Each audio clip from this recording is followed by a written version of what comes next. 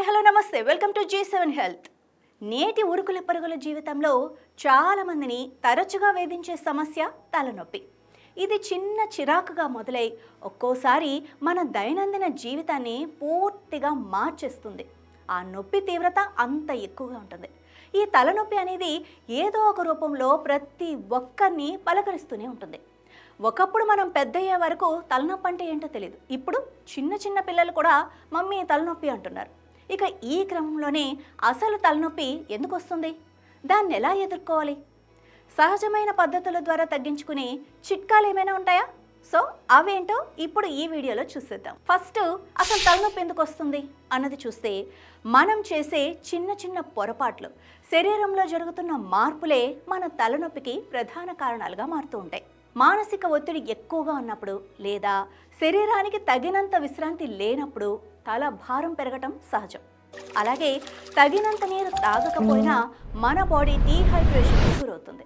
గంటల తరబడి కంప్యూటర్ స్క్రీన్లను చూడటం వల్ల కలిగే ఒత్తిడి, కంటికి కలిగే ఒత్తిడి, అలాగే కూర్చునే పద్ధతి సరిగ్గా లేకపోవటం వల్ల మెడ కండరాలపై పడే భారం తలనొప్పిని ప్రేరేపిస్తాయి.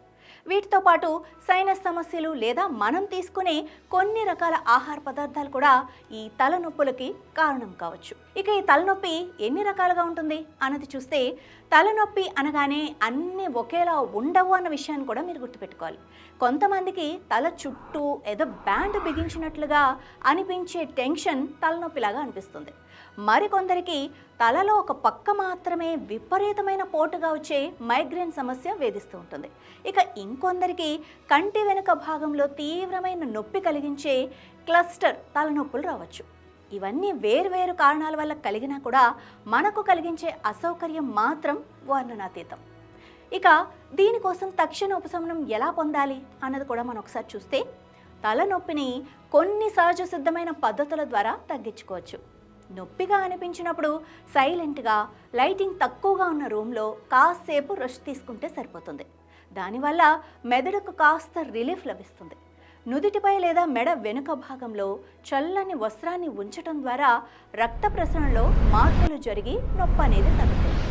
అలాగే దీర్ఘ శ్వాస తీసుకోవటం లేదా కాసేపు ధ్యానం చేయటం వల్ల కూడా తలనొప్పిని తగ్గించుకోవచ్చు. దీంతోపాటు శరీరానికి తగినంత నీరు అందిస్తూ హైడ్రేటెడ్గా ఉండటం కూడా చాలా ముఖ్యం ఇక్కడ. మరి ఈ నొప్పి కారణాలు తెలుసుకోవటం ఎలా? తరచుగా తలనొప్పి వేధిస్తూ ఉంది అనుకోండి, దానికి గల అసలు కారణం ఏంటో ఫస్ట్ మనం తెలుసుకునే ప్రయత్నం చేయాలి. దానికోసం చిన్న డైరీలో మీకు నొప్పి ఎప్పుడు మొదలైంది, ఆ సమయంలో మీరు ఏం తిన్నారు, మీరు ఎన్ని గంటలు నిద్రపోయారు, ఇలాంటి విషయాలను రాసుకోవాలి.